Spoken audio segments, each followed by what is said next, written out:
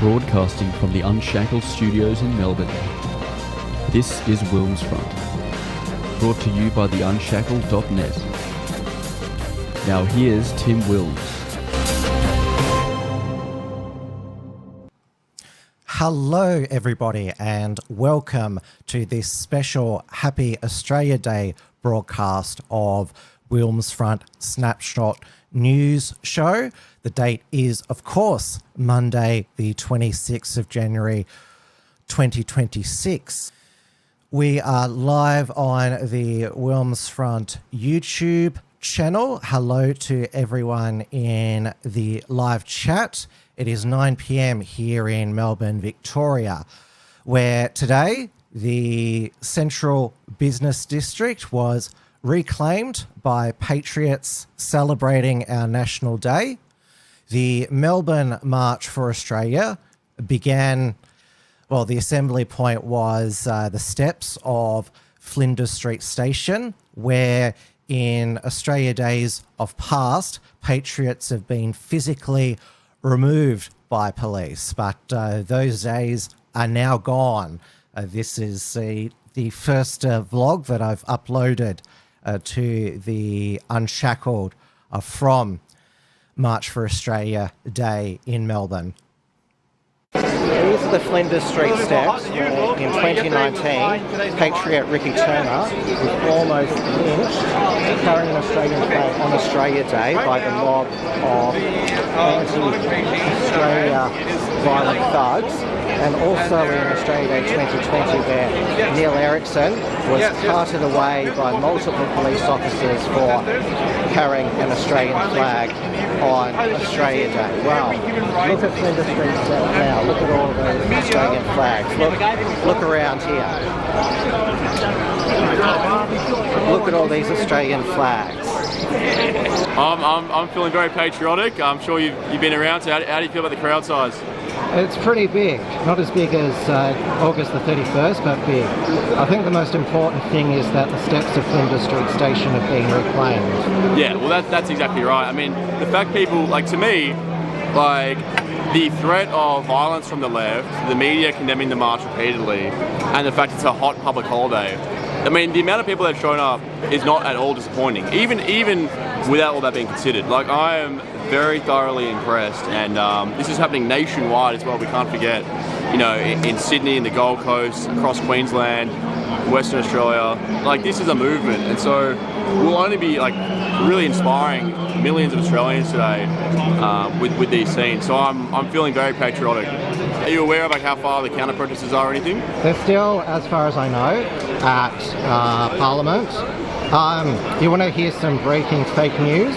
Breaking fake news, go on. There's 200 here at Flinders Street. There's 200. Would you say there's more? I think there's a lot more, maybe. The age. The age of trust, bro. The fake news. Fake news. 200. There was at least 2,000 patriots there, maybe 5,000.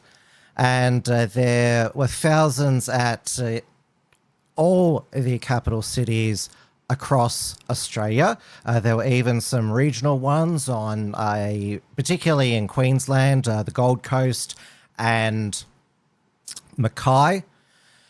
Now, the Invasion Day protesters, they claimed that there was 100,000 there, but even their cheerleaders for many years, the mainstream media said there was only 17,000. And you also have to remember that those who hate Australia Day, they're the ones that converge. That because the people that hate Australia Day and hate Australia, they can't help but go into the CBD on Australia Day and spout all that hate.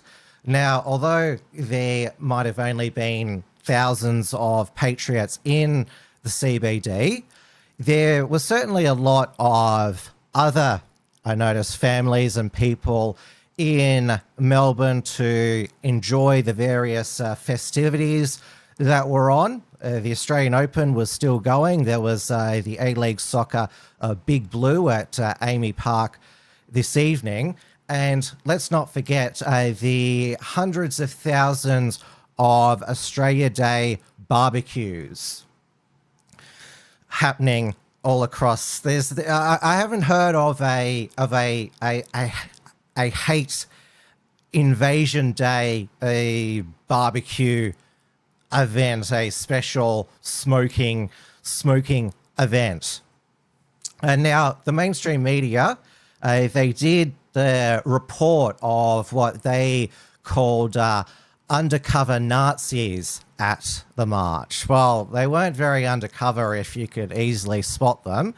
I could easily spot Ethan Hedren and Will Kardzov, former members of the dissolved National Socialist Network. Ethan, he was still in black, but obviously there was no branding of any sorts. And Will had his face painted in the Australian flag, had his shirt off, and was the one getting on top of tram stops and on top of lamp posts. And well, he started his own Telegram page as well. There were a few Helly Hansen clothes, and saw a few hats. I noticed that Ozpil Hugo Lennon wasn't wearing his. Well, given that Helly Hansen is a Norwegian clothing outdoor sports brand, it's not really an Australian product to wear on Australia Day. Well, it's not an Australian product. Also, other people that I saw there were Blair Cottrell. Well, he's sort of hard to miss. He's tall and big stature. He was vlogging for his own content. I also saw Dave Murphy, who was the patriot who was assaulted at the first March for Australia on August 31. Remember his school friend, they go back to school, Richard Wollscroft, interviewed him on a special podcast report from Tiger Mountain. He was told twice by Victoria Police not to go. Well, when I say told, he wasn't given a PSO, they're called personal safety orders in New South Wales. New South Wales Police were giving to former members of the National Socialist Network, now dissolved, telling them if they went in an 8-kilometre radius of the Sydney CBD on Australia Day, they'd be risking 5 years jail. So the Victoria Police, they just said to Dave Murphy, well, we're just concerned for your welfare. We think it'd be best for you not to go since you got assaulted last time. And Dave said, well, you made no progress in tracking down the people who assaulted me. I also saw a elderly gentleman giving out Australians against further immigration badges, that's a blast from the past. Australia is full. They were much more. They didn't use colourful language back in 1996. It's the original anti-immigration party, founded by the parents of a Hollywood actor, Jesse Spencer, Rodney and Robin Spencer, and was centered upon in Western Australia. So it was surprising to see those going around. Now there was countless One Nation shirts and hats. There were 2 One Nation speakers. There was, of course, Warren Pickering, the One Nation Victoria Senate candidate in 2022-2025, and the State Secretary of a One Nation Victoria banker called Chia.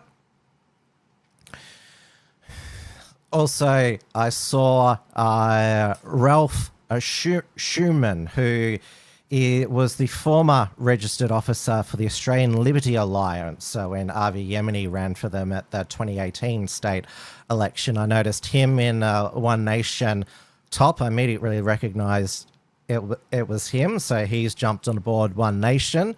As I noticed, former Democratic Labor Party and Australian Conservatives Victorian MLC Dr. Rachel Carling Jenkins in One Nation shirt. And I asked her, are you considering running again? And she said, maybe. Bernie Finn, another former Victorian MLC of the Liberal Party, then Democratic Labor Party, ran for Family First at the 2025 Senate election. He's now left them because they have a watered down abortion policy. So he's joined One Nation now. There's a lot of people jumping on the One Nation bandwagon. Well, it was interesting. Dr. Rachel Carling Jenkins said that her husband, Graham Watt, who's the former Liberal member for Burwood, is still in the Liberal Party. So it's a mixed party marriage, a bit like a Labor member for Macnamara, Josh Burns, and Georgie Purcell, the state MLC for the Animal Justice Party. Well, except Graham and Rachel no longer hold public office. And now the march it was scheduled to begin at 12, but it didn't occur until 12:30. And there was a lack of a person with a megaphone right up the front. So most people thought that the march would go up either Swanson Street or Flinders Street towards Parliament House, but it went in the opposite direction down Flinders Street towards where, Spencer Street is. And so that started a few marchers grumbling about the lack of organisation. But what you have to remember this day is you've got the Invasion Day mob, who've got a history of mob aggression. And so Victoria Police, and I am grateful that they facilitated the free speech of patriots on Australia Day, because we are getting into this really dangerous uni-party consensus. Well, it's a consensus between the uni party that street protests should be banned because they're a threat to social cohesion and cause economic harm. So Chris Minns and his police commissioner Mel Lanyon, they renewed the protest ban, but delisted the areas of the March for Australia and the anti-Australia Invasion Day mob. But it's the worst offender here in the Liberal Party of Victoria is David Southwick. I don't think he's the Shadow Minister for Police anymore. He's Shadow Minister for Housing now. He's Shadow Minister for owning multiple houses. So a member for Caulfield. So he's always on Sky News demanding that protests be stopped. He wants to run for deputy leader again. He's just atrocious. I wouldn't mind him losing his seat to anyone else. I mean, love or hate Jacinta Andrews, we all pretty much hate her. She knows that her base, the Antifa, the anti-Australia Day protesters are her base, and so she's not going to ban them from protesting. But that means that patriots are also permitted to protest. So Victoria Police, I think we should be appreciative of them facilitating the March for Australia, though it would be great if they could find this year's statue smashers, particularly those who smashed the Pioneer Monument in Flagstaff Gardens and graffitied the rubble with "Death to Australia, Land Back," and an inverted red triangle associated with Hamas symbolism in reports. Hamas triangle, that's anti-Semitic, so that should be properly investigated. Then the Separation Memorial from 1950, marking Victoria's separation from New South Wales, graffitied, vandalised with red paint, but thankfully wasn't smashed. And now, still, don't get me wrong, Jacinta Allen, the Labor Party, they would abolish Change Australia Day if they could get away with it, but they know that it's too popular now. I mean, if you look at the opinion polls that were circulating in the lead up to this Australia Day, it's got a resurgence. Hang on, sorry.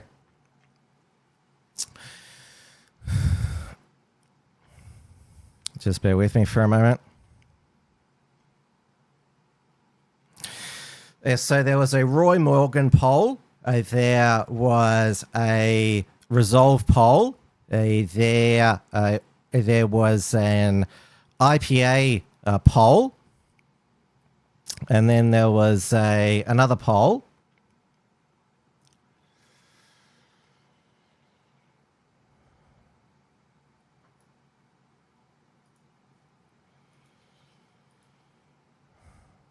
I thought I had everything set up. There we go there. So there was also a freshwater strategy, 70% keeping Australia Day on January 26. And the Resolve Political Monitor and the Age and Sydney Morning Herald, 68%.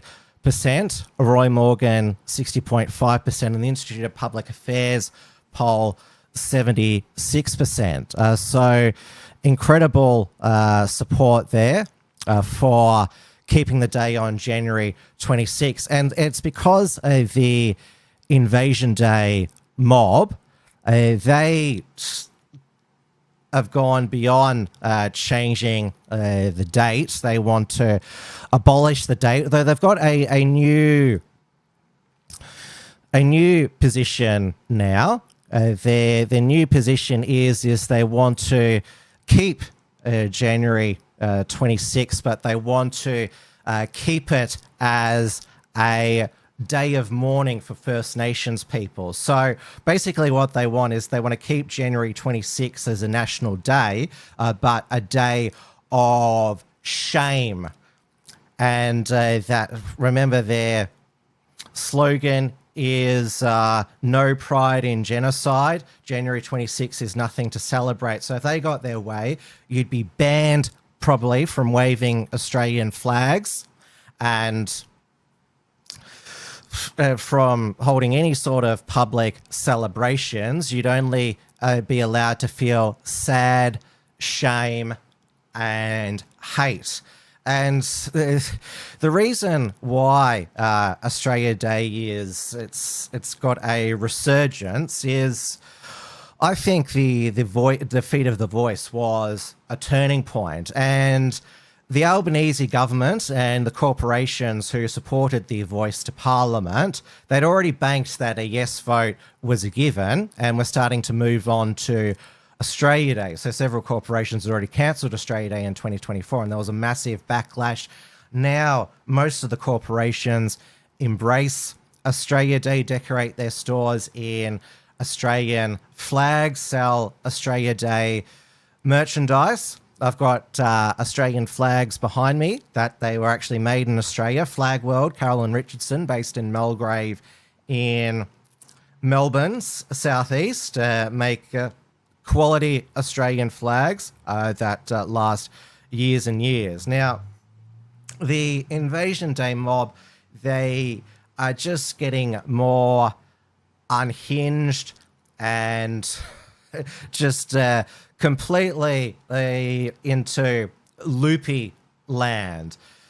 So there was, of course, Tony Armstrong, the failed AFL footballer who only has become an ABC Sports presenter because he was an ex-Aboriginal footballer, albeit a failed AFL footballer, and he got a gig on that Aboriginal footy show, and then the ABC hired him, and he spouts all of this Aboriginal grievance. He had a show on the ABC, a so-called comedy show.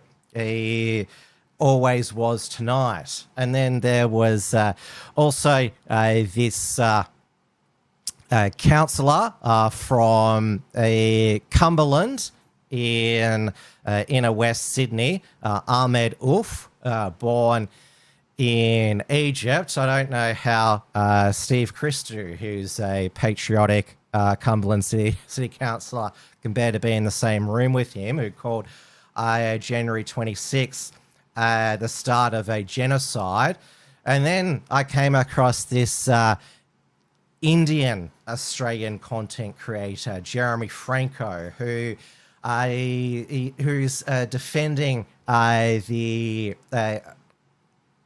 Australian politicians posting about Indian Republic Day, which is also January 26. Just as some historians believe the gifts distributed by soldiers given to Aboriginal people at Manly Cove were coated in smallpox. But don't focus on that. They might ruin the barbecue.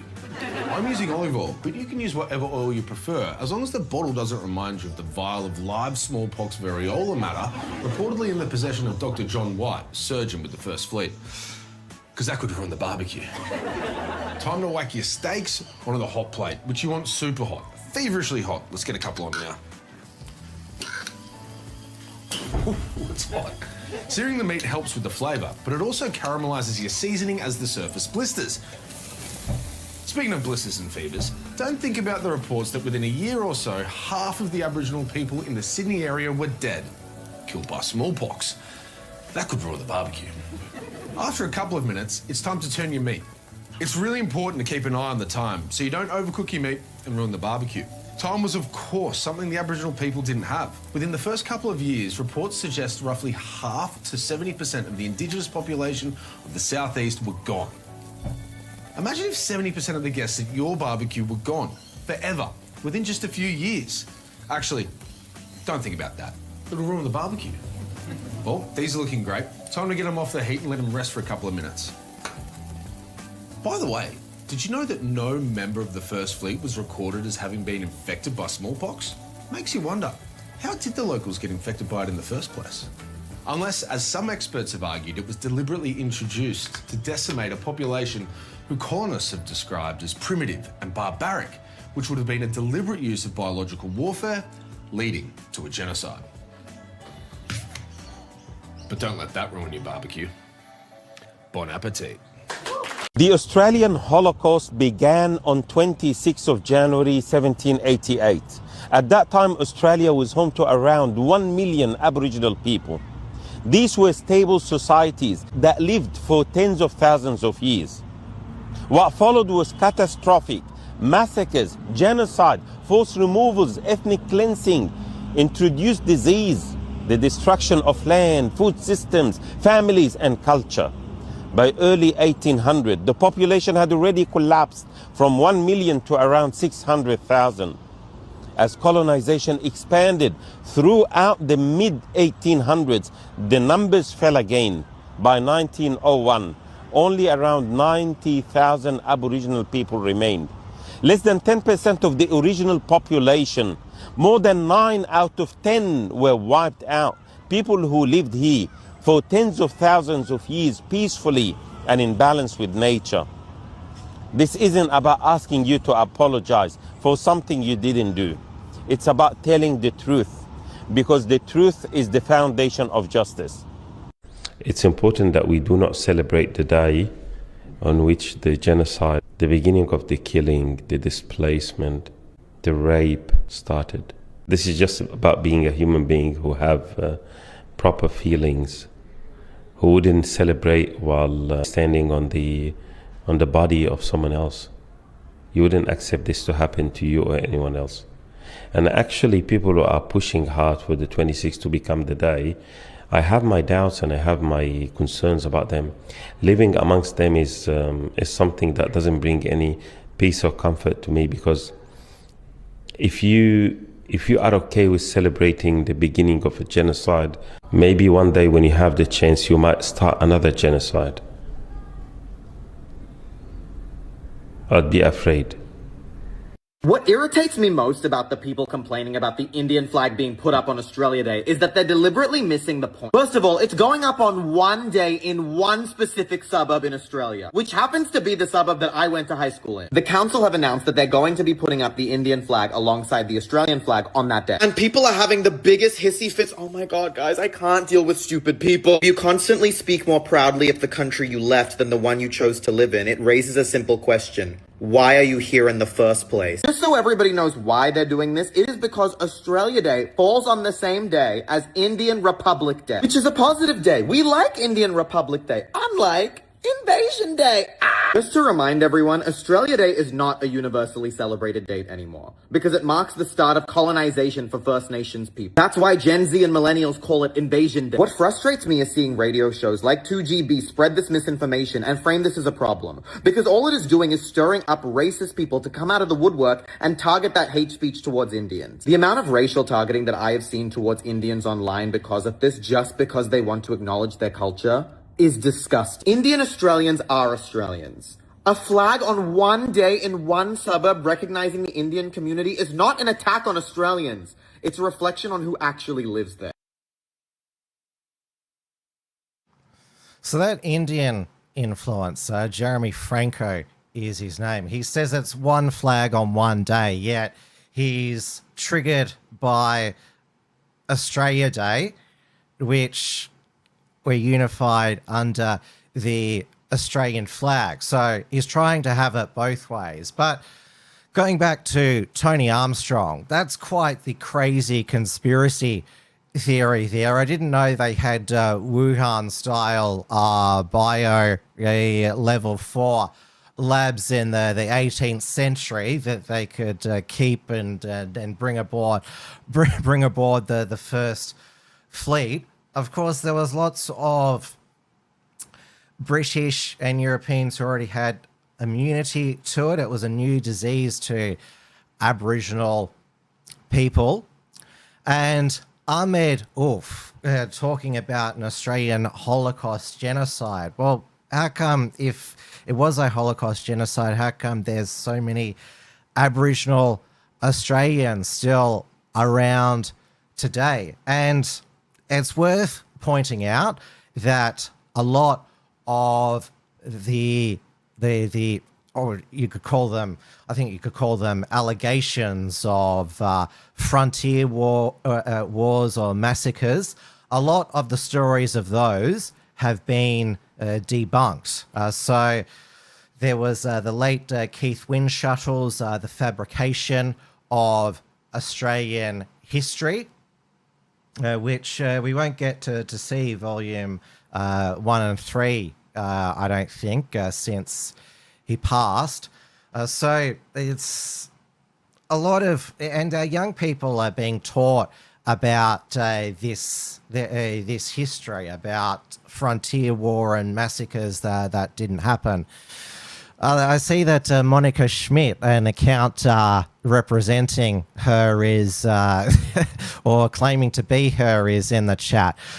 She says, "Hey guys, sorry I didn't show up to the rally today. I sold all my Chinese-made Australian flags for enough profit to travel across New Zealand on a luxury vacation. Happy Australia Day." Actually, wait, I still have 3 more flags to sell. Someone buy them so I can get a tasty New Zealand steak dinner. Yes, it's Monica Schmidt. She has spent, it's Australia Month, from starting on Federation Day, January 1, and culminating in Australia Day. She's been on a book tour in New Zealand, and as far as I'm aware, she didn't travel back to Australia for Australia Day.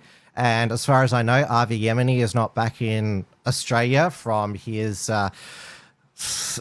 interviewing all of the globalists running the gauntlet at Davos, the World Economic Forum annual conference. I mentioned this to Hugo Lennon, Ozpil, and he said that he would let Avi into this rally, and said actually would have shouted him his plane ticket back to Australia. So there you go, an olive branch there from Hugo Ozpil. Now, going back to the rally, so we had to zigzag across the CBD, held up by the police, Victoria Police mounted unit, before finally it finally arrived in Parliament,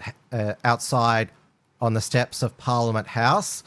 And it had already reached 33 degrees. There was a lot of tired and heated, and there'd been a few people had already had a few coldies, and so were visibly yelling their annoyance that the speakers weren't working, and there was delays in the speeches. At the front, it was at the front of the march, and they seemed to also congregate below the steps where the speaker stage was set. What do you call the diaspora of the white nationalist community. And because I wanted to remain up the front, because that was the easiest way to follow what was occurring. It was quite a huge snake of patriots going through the CBD. So I heard someone on megaphone say "fighters to the front," and there was some of the slogans were "send them back," and "you will not replace us," and "free Joel Davis." And when Hugo made his short speech, he at first spoke just without any audio, just his voice, and then he used a megaphone. There was some who chanted "Hail Hugo," which I think I don't need to explain to you. Now, because of the heat, a lot of people did start to peter out when it was when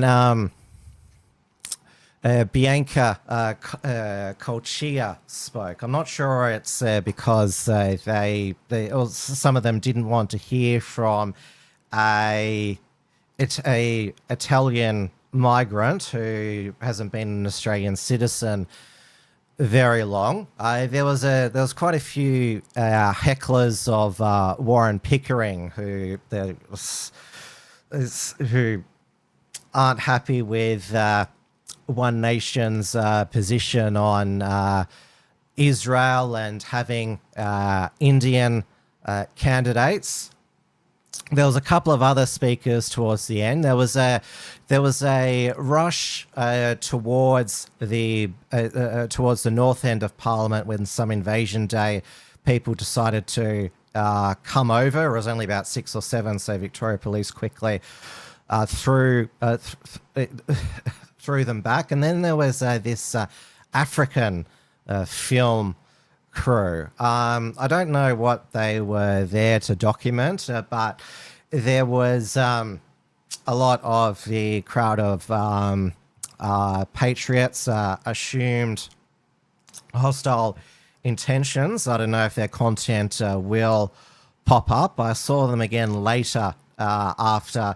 Now, they'd apparently gathered the Invasion Day mob at Treasury Gardens, which is in between Spring Street and Flinders Street. So police were blocking that. There was a few sort of scuffles there. There was 3 guys who held up signs saying "No fascists, would you deport me?" and Hitler had a small penis. So there was. I didn't see anyone push them. They just held their signs silently and got heckled, and then were moved on. Though, according to it was The Age, there was apparently a couple who were attacked in their car. A gang of 4 men allegedly chased and racially abused a couple, and one allegedly performed the banned Nazi salute during Melbourne rallies. So they were packing up their car when the 4 men racially abused them. The group chased the victim's car, broke their back window with a stolen, broken boom gate. I don't know where that they got that from. It's alleged that one of the offenders performed a Nazi salute during the offending, police said in a statement.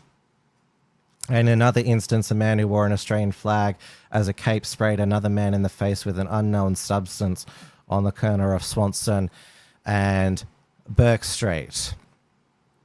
But on the whole, it was mostly peaceful. It was just really, really hot. I had to refill my water bottle in the middle of the speeches. It was just so hot. It's going to be even hotter in Melbourne tomorrow. It's going to be 46 degrees. So the Melburnians, please keep yourselves cool.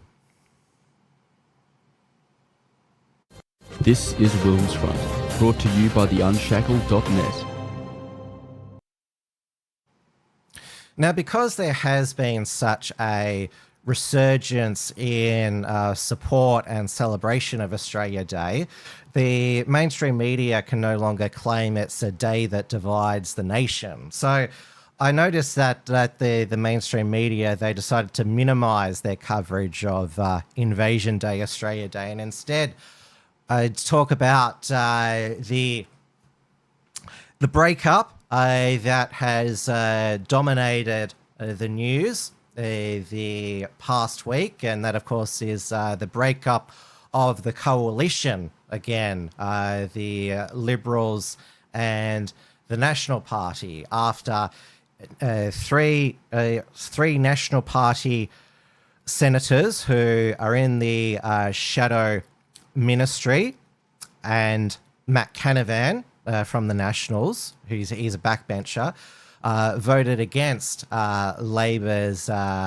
prohibited hate group bill. And so they offered their resignations to Susan Ley because it's against the Westminster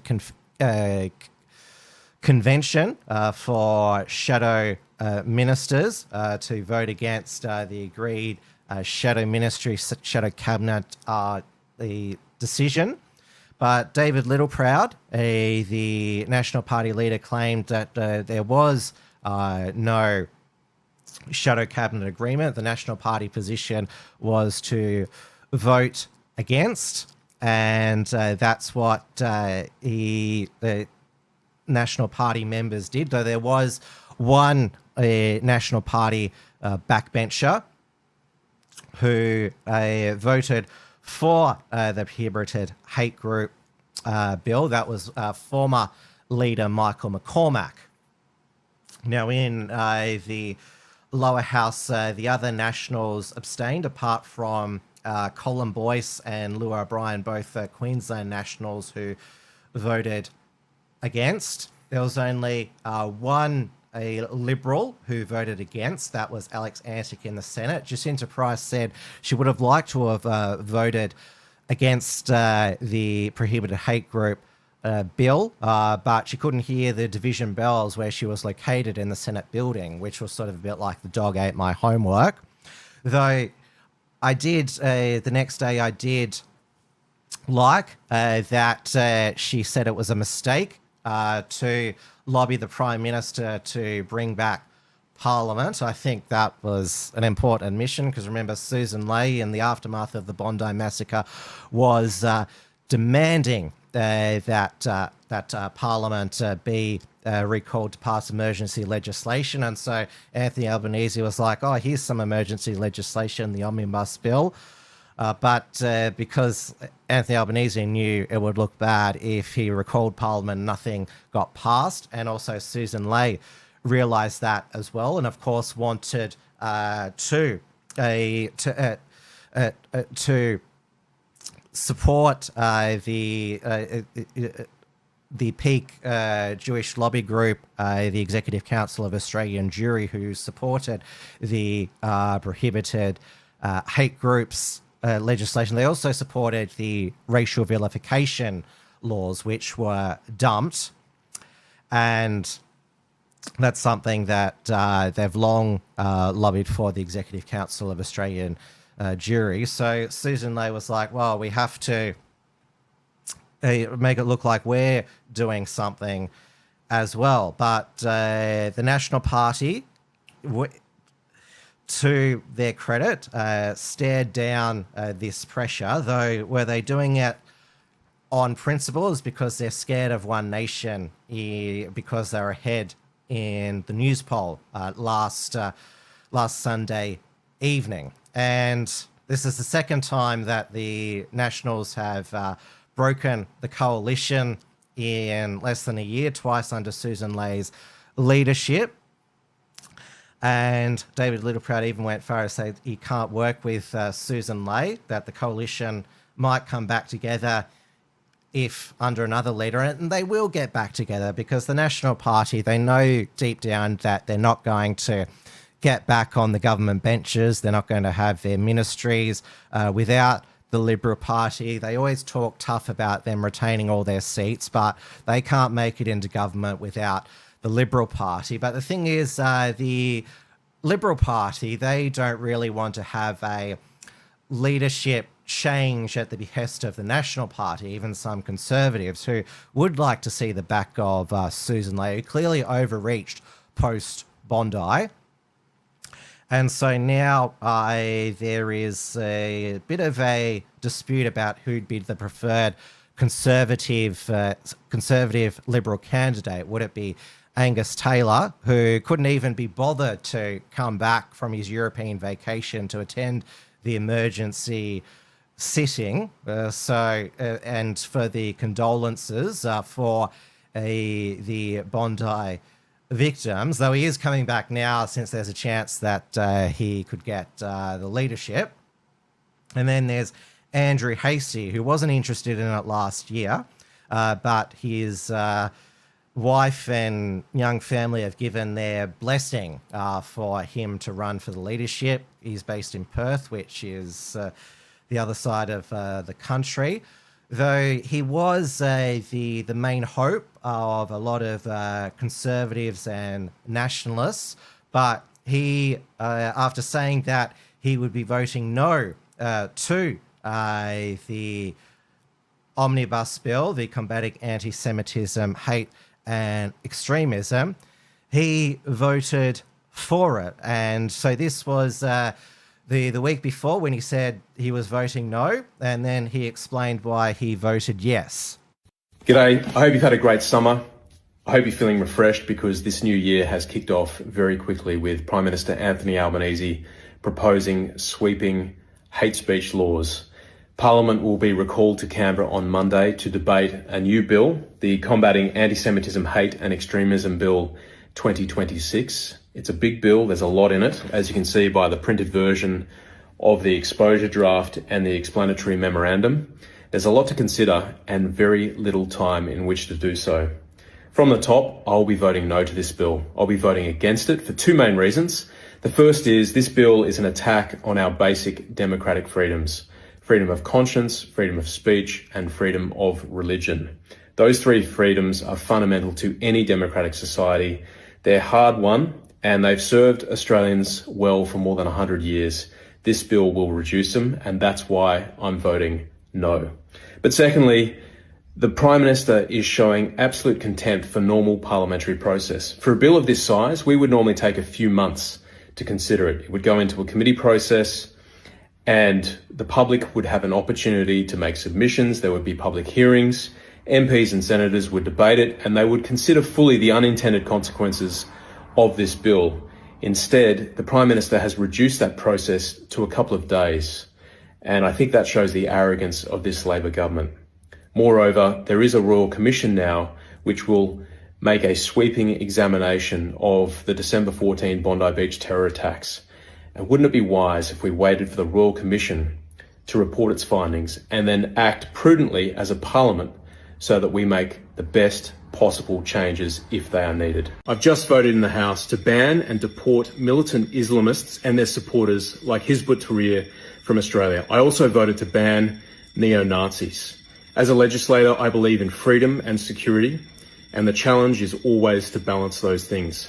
Last week, Labor presented a bill which was terrible, and we gutted it like a fish. What was left were some significant changes to the Migration Act, making it easier to deport militant Islamists, as well as banning groups like Hizb ut-Tahrir, which support them. I think this is in the national interest, and that's why I voted for it. Authorised by Andrew Hastie, Liberal Party, Mandurah. So what happened in 1 week? And he told his followers he was voting no, and then they said that there was enough.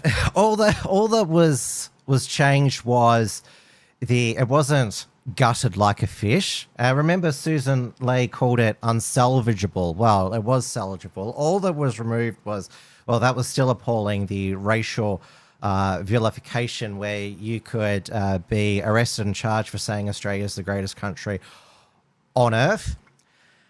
The prohibited hate groups, that still has one of the grounds to ban groups that cause psychological and economic harm. And the definition of a hate crime encompasses any and all state and territory legislation definition of a hate crime. So it's very broad. And of course, it still remains that to ban a prohibited hate group, nobody from that group needs to be found guilty of a hate crime. And it's also retrospective as well. There doesn't need to be a due process. So that still all remains in the bill. And so it's hardly been gutted like a fish. The gun provisions are still passed with the support of the Greens that they voted against the prohibited hate group bills. Now, Andrew Hastie got lots of backlash on his social medias, with some calling him a traitor. He definitely misled his followers, saying he was going to vote no and then vote yes. This is what he posted on his Instagram. I've been through all the comments on my previous post. Despite the nastiness, I will still vote the same way. The mission was to get the best possible outcome for the country, and we had to play the hand that we were dealt. I chose to back the Shadow Home Affairs Minister, Senator John O'Donoghue, who worked his ass off to get the best possible deal with the Albanese government. Otherwise, Labor would have cut a deal with the Greens with a far worse bill. Well, a far worse bill could still be in the works. Politics is not for everyone. It's like war. things go wrong, you often only get a choice between multiple bad options. Purity is for keyboard warriors and paid influencers. Thanks for clarifying where all of you stand. And in the replies, he said, for the emotionally incontinent, leave your comment and press unfollow. I hope you feel better soon. That sort of reminds me of Chris Bowen when he was Shadow Treasurer in the 2019 federal election. If you don't like our policies, don't vote for us. Basically, Hasty saying, if you don't like how I voted, unfollow me. Well, that means there is, if he does take the leadership, there is certainly not going to be this groundswell of conservative nationalists warming to him. He would be, in my opinion, another disappointment if he ever was Prime Minister like Tony Abbott, who, of course, said in opposition that he would abolish 18C of the Racial Discrimination Act, but he reneged on that, saying that we needed the multicultural community, particularly the Islamic community, to be on Team Australia to fight ISIS. He said climate change was absolute crap, abolished the carbon tax, but signed Australia up to Paris. So,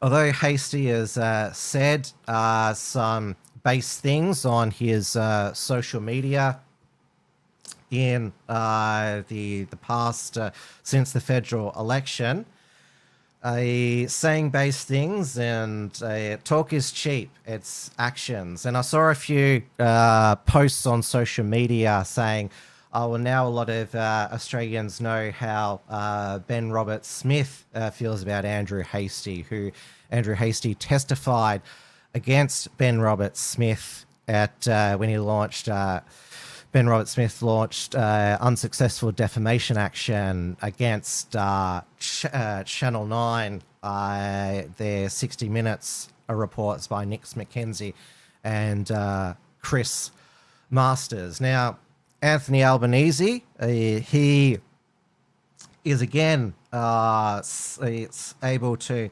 skate through his cluster failures because of an incompetent opposition. It's kind of how things have been in Victoria. We've had a terrible Labor government for 11 plus years, but a incompetent Liberal opposition, and it seems to be repeating federally. So Anthony Albanese, he now has a spring in his step, but his hubris is always his downfall. He announced Kevin Rudd's replacement as US ambassador. That's the Australian Department of Defence Secretary, Greg Moriarty, who's also been an ambassador to Indonesia and Iran. So the good thing about a career bureaucrat is no social media, no disparaging comments about Donald Trump. And also that Canadian Prime Minister Mark Carney is coming in March and will be addressing the Parliament. Boy, I can't wait for that. Now, also another thing that happened on Australia Day is the premiere of the Pauline Hanson Please Explain super progressive movie. So it's a movie-length feature version of her cartoon series made by Stepmate Studios. Now, it's premiered in some theatres. I do not know how you can watch it, whether you can watch it for free or you have to pay a rental. But if it's anything like the Please Explain cartoons, it'll be absolutely hilarious. So it's set in a dystopian woke Australia, which I think that this Australia Day proves we've avoided. This is WilmsFront, brought to you by the Unshackled.net. All right, now for the crime report. Now, there were a few serious criminal incidents in Melbourne this past week. So it turns out that this car that looked like it was going to run into a group of young Jewish boys last Monday night in St Kilda East, and they said HH to them. So it turns out that they were both teenagers who had stolen that car, and a 15-year-old boy from the Yarra Rangers was arrested with theft of a motor vehicle and released on bail. He then went and bragged on social media, said 3Me, which stands for Free Me, which is a breach of it's a crime under the new boasting laws. There was a second teenager who was arrested, who was remanded in custody, but I was surprised one was bailed, particularly when it involved anti-Semitic abuse and driving the car as if they were making it look like they were going to run them over. But of course, because they're under 18, they're more likely to get bail. They're more likely to get bail than not. There was a 13-year-old boy who has been charged with a series of obscene exposures and sexual assaults in Melton. So he exposed himself while riding his bicycle on 11th of January and 14th of January, and allegedly engaged in sexual assaults at the same location against one woman on January 16th and two separate women on 21st of January. So he'd been charged with 3 counts of sexual assault and sexual activity directed on another of 4. So he's been bailed. But of course, the real crime that the authorities are cracking down on is not the violence, the theft, the sexual assaults. It's the hate crimes. Remember our federal police commissioner, Chrissy Barrett, her crack team of hate disruptors in the National Security Investigations Team. If only they could have caught Sajid and Naveed Akram before they murdered 15 people in Bondi on December 14th. Now, how to report hate crimes. Now, this the cartoon in to your right. That's actually it's an actual still from a video from the New South Wales Police, how to report hate crimes. It's been a bit of a state of origin at the moment between the New South Wales and Victoria Police to see who is most cracking down on hate crimes. Police have taken a young Meadowbank woman to court, alleging she left an anti-Semitic voice message for a well-known nutritionist just days after the Bondi attack. But the accused's lawyer says it was an accidental pocket dial and the charges are a massive overreach. What police allege was an anti-Semitic threat, the defence says was anything but. This seems to be a case of charge burst and answer questions later. Serena Tanuri charged with harassing Mandy Sacker, a nutritionist of Jewish faith she'd never met but seen on TV and social media. The alleged offending contained in a voicemail 1 week after the Bondi massacre. All of the circumstances of this case point in one direction. It is an accidental call. Serena's lawyer noting his client, who works at Bunnings, has a severe intellectual and cognitive disability supported by the NDIS. She's not anti-Semitic. She doesn't even understand the conflict. It's alleged Serena sent a text to Mandy, writing, "Hey, how are you? Is this Mandy? I saw somewhere that you helped Katie from Married at First Sight with her nutrition. I was wondering if you could help me as well, Serena." Around 5 hours later, a call from Serena's number went to Mandy's voicemail. No voices were heard on the recording, but Mandy claims she heard sounds she believed were gunshots, causing her immediate fear and nervousness. It could be a bed creaking, it could be someone snoring. The 26-year-old, who has also been hit with an AVO, pleaded not guilty today. The case is listed for next month, when a decision will be made on whether the charge is dropped or if the matter goes to a hearing. And you were very shocked to hear you being charged and police? Especially like with my mental health. Just wish people could understand. Hayley Francis, 9 News. Police are hunting a Melbourne jogger wanted over a homophobic outburst against 3 strangers in Kensington. One of the victims is leading efforts to track the culprit down and bring him to justice. At 6 p.m, I was here at JJ Holland Park in Kensington. It was a confrontation so unexpected, so shocking, Brad Cresswell decided he had to film it. He's running past, I'm stood there, the 2 men are stood here. He was this man, a male jogger in his 50s, doing laps of the Kensington Reserve.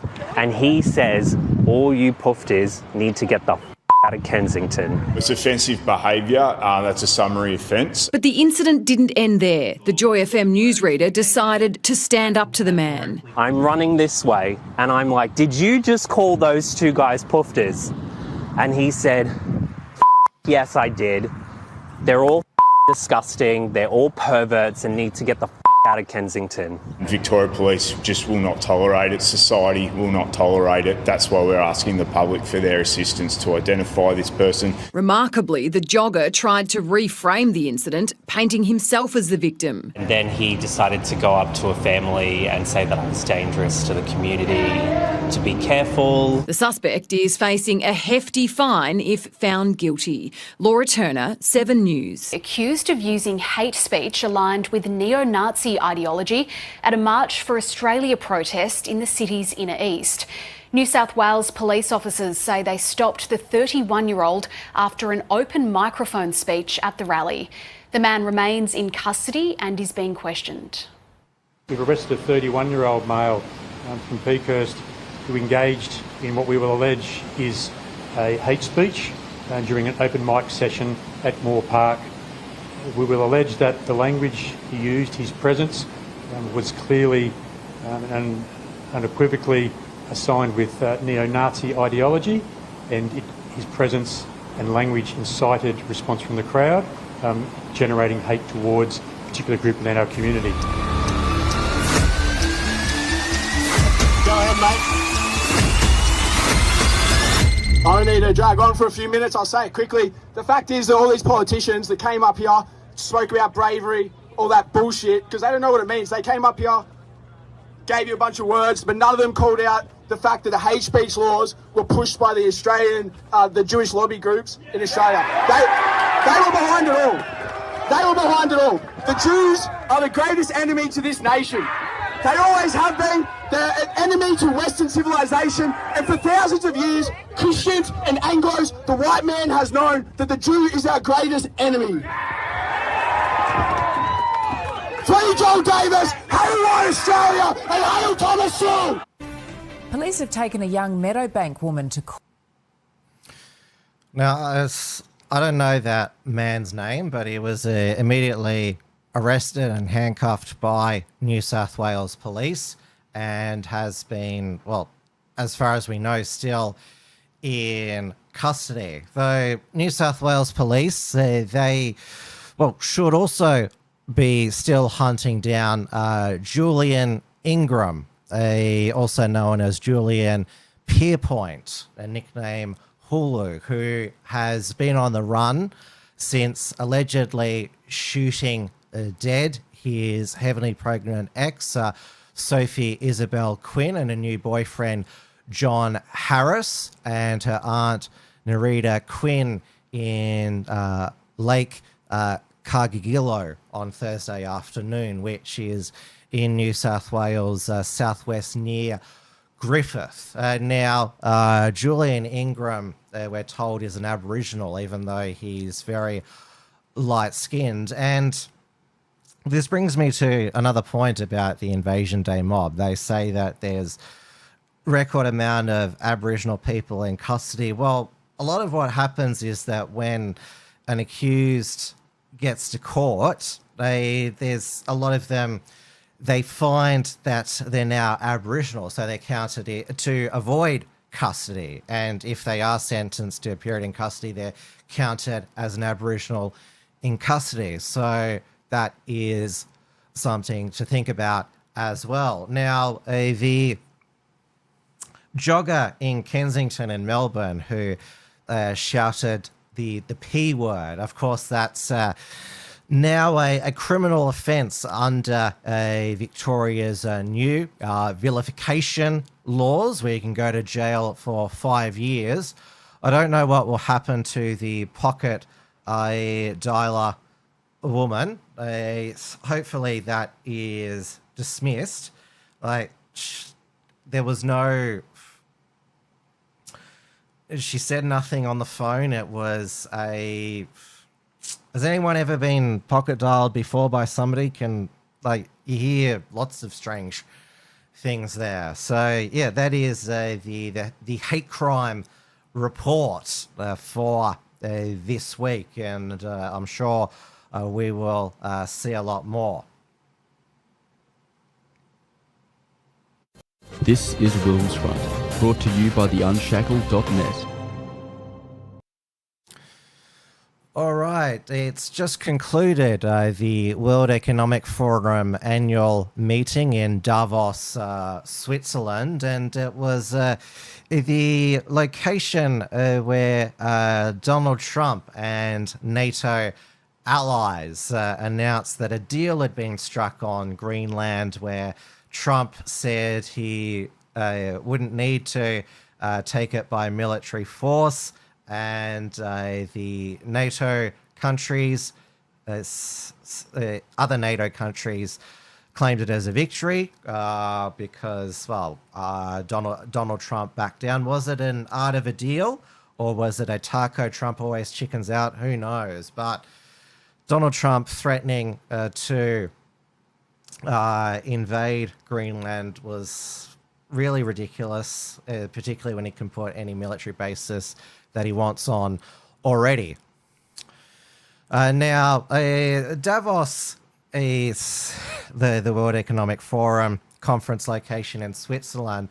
There's now a lot of leaders who come there to basically give the globalists a spray.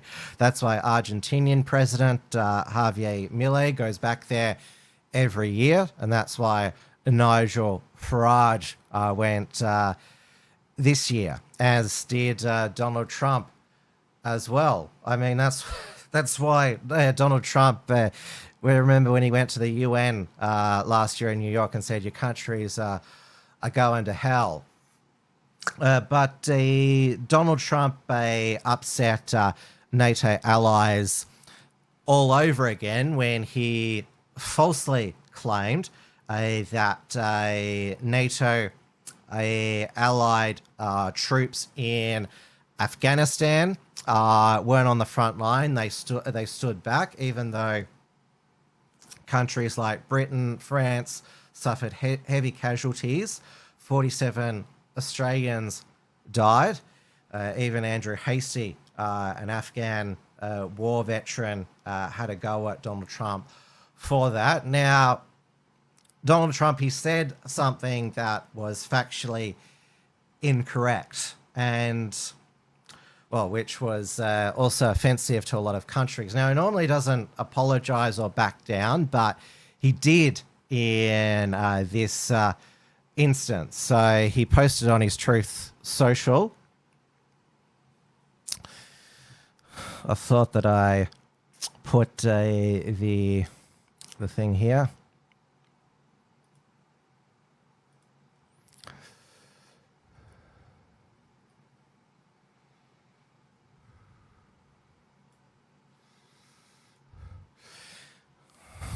No, that's not it.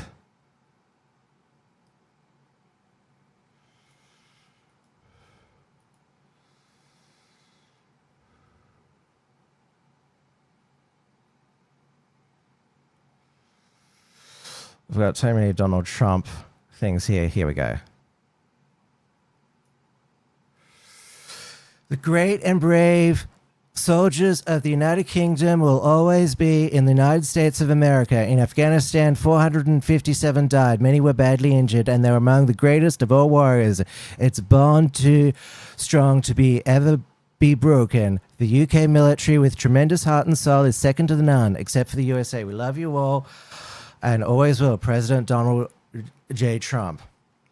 I think that's about as close as we get to with a Donald Trump apology. And now, over back in the United States, still the number one story is the ICE raids, capturing and deporting illegal criminals in Minneapolis, in Minnesota. But more and more white liberals are protesting on the street. And one of them was a 37-year-old ICU nurse, Alex Pretty, there he is there, who was shot 10 times by ICE officers. He was trying to intervene in an arrest. He had a camera in his hand, which Homeland Security falsely claimed was a gun. He was carrying a gun, which he was entitled to under Minnesota's concealed carry. Yes, even in Tim Walz's a liberal shithole, the Second Amendment is still upheld.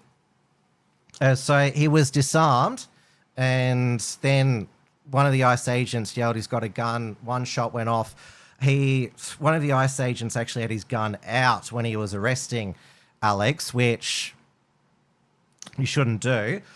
So they shot a disarmed man. He didn't bring his gun, and some Trump, low-level Trump officials tried to claim that if you bring a gun to a protest, you more or less saying you can expect to be shot.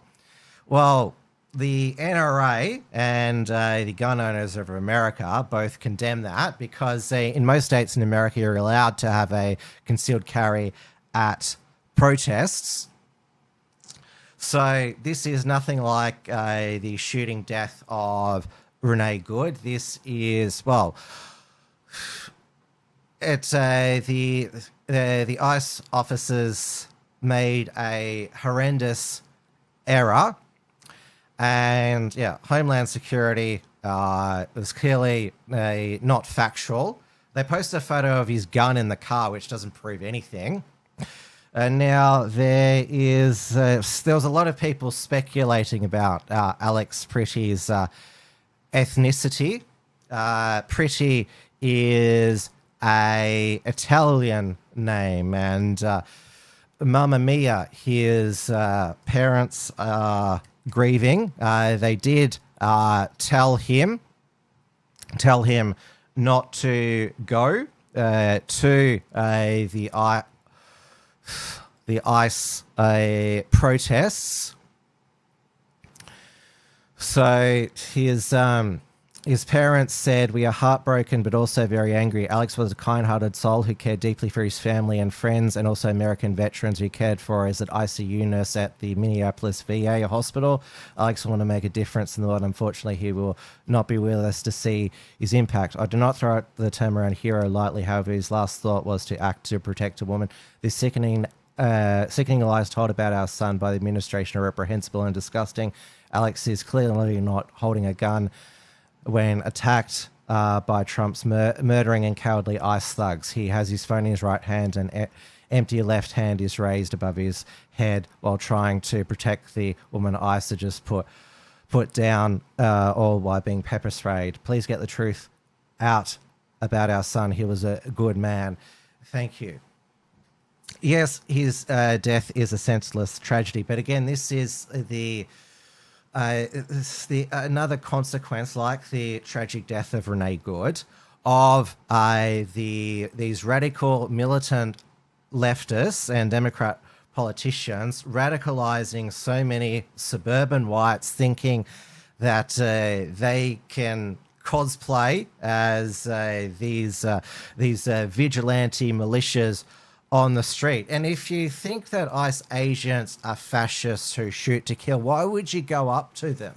This is the whole thing. If you think that they're trigger happy, which I guess they were in this case, why would you go up to them? This is the whole thing, that it's Renee Good, Alex Pretty, they were radicalized so much that they put themselves in a situation where they could be shot dead and killed. So this is also the blood on the hands of the Democrat politicians and the militant Antifa radicals who have hyped these suburban white liberals into such a state that they think it's a good idea to run into heavily armed agents, particularly while they're making an arrest. That's incredibly dangerous.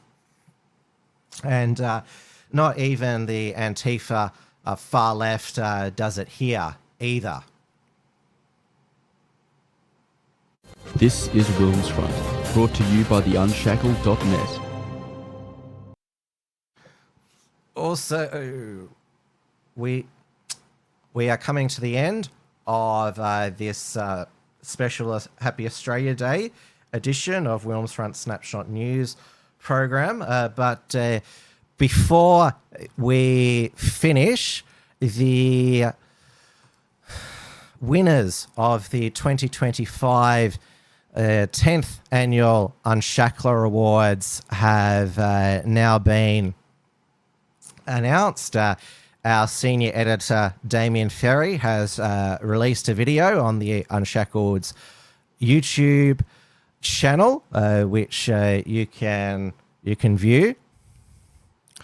So there it is there on the Unshackled's YouTube channel. So the winners, the 2025 Australian Regressive of the Year was Anthony Albanese, 42%, Jacinta Allen, the Victorian Premier. Damien spelt the name wrong. It's A-N, not E-N, because Allen, it's the Scottish spelling. Julie Inman Grant, the East Safety Commissioner, got a Public Service Medal, came in third on 16%. The 2025 Australian Unshackler of the Year was Pauline Hanson, who was at the Australia Marches, the March for Australia splinter group in Brisbane today. She won with 54%. Hugo Lennon Ozpil was second with 18%. Ralph Babette was third with 11%. The 2025 International Unshackler of the Year was Donald Trump, 50%, Nigel Farage, 25%, and Viktor Orban, the Prime Minister of Hungary, 10%. The International Cuck of the Year, for the first time, UK Prime Minister Keir Starmer, who, of course, it's not known for, does he still sleep with his wife, or is it just with Ukrainian male models who then set fire to his home? So he won with 31%. Emmanuel Macron, who was still wearing his shades at the World Economic Forum, with 25%. Most people suspect being belted around by his wife, Brigitte. I won't say anything otherwise, since the Macrons are very litigious. And Craig Foster, the former Socceroo head of the Australian Republican movement, who's a woke SJW. The 2025 Cis White Male of the Year award, Sam Banford, who is the host of the Two Worlds Collide podcast, 21%, who Andrew Hastie unfollowed after he criticised him voting for the hate speech laws. George Christensen, the former LNP National Party member for Dawson, and now One Nation member and blogger at Nation First, 16%, and Alex Antic, the Liberal senator who's voted against all of the hate bills, 13% in third. The 2025 Triggered Feminist of the Year, she just burst onto the scene, Abby Chatfield. It seems to be her podcast with the Prime Minister, 28%. So this was the most voted award. In every video, is it just me, or does it seem like she's on meth? Like, she's always like speaking in this really fast, passive, aggressive. Lydia Thorpe came in second, 19%, and Clementine Ford, who's a multiple winner, on 13%. The Culture Warrior of the Year award was won by Evelyn Ray, 37%. Well, that's because she and Cauldron Pool shared it. Joanna Howe, who of the Dr. Joe show, pro-life advocate, though she's branched out into being for free speech. I'm not sure if she shared it, but she came second in 21%, so she is a star on the rise.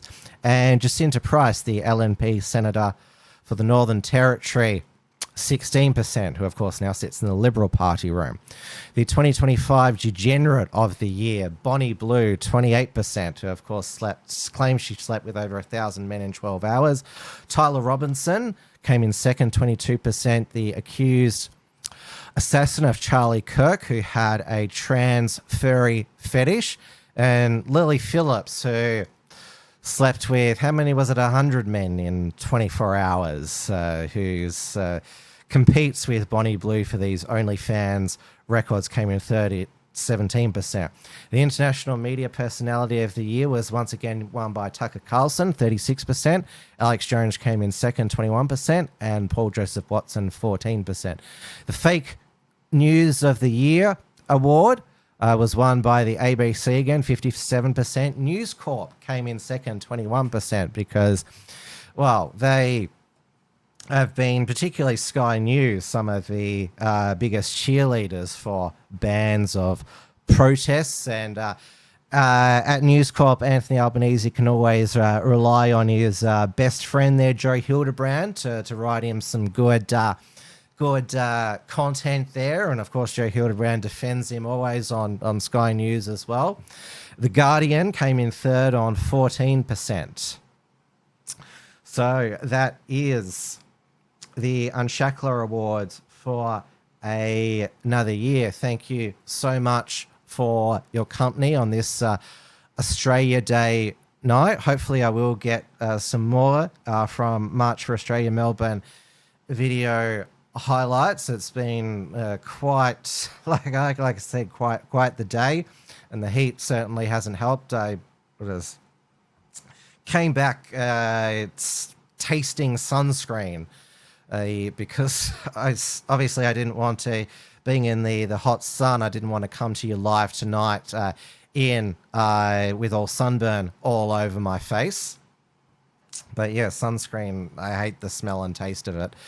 It's going to be another scorcher tomorrow, 46 degrees in the Melbourne CBD, hotter in rural parts of Victoria. There will be bushfires because when these catastrophic bushfire alerts go out by the Allen Labor government, what do you know, bushfires start. There's already some in the Otway region, so they're already burning. It will be really hot, so make sure it does peak in the late afternoon from about 3 until 7 or even 8 o'clock. So drink plenty of water. If you are going outside, sunscreen. And yes, just look out for each other, and also how should I end on? Watch what you say, because they're all watching the hate disruptors. But I'll finish on the positive that Australia Day has been reclaimed. It is going to be staying on January 26th forever. And the colony will never fall. They can cut down our statues. They'll continue to be restored, and they'll stand the test of time. It was good to see the City of Melbourne protected the James Cook statue this year. So finish on that positive. We are winning. 2026 Australia Month has been a great success. Good night, everybody.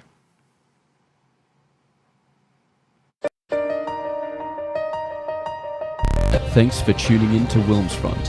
Visit timwilms.com to view the archive of episodes. And keep visiting the Unshackled.net to view all our shows. And to keep up with the latest real news and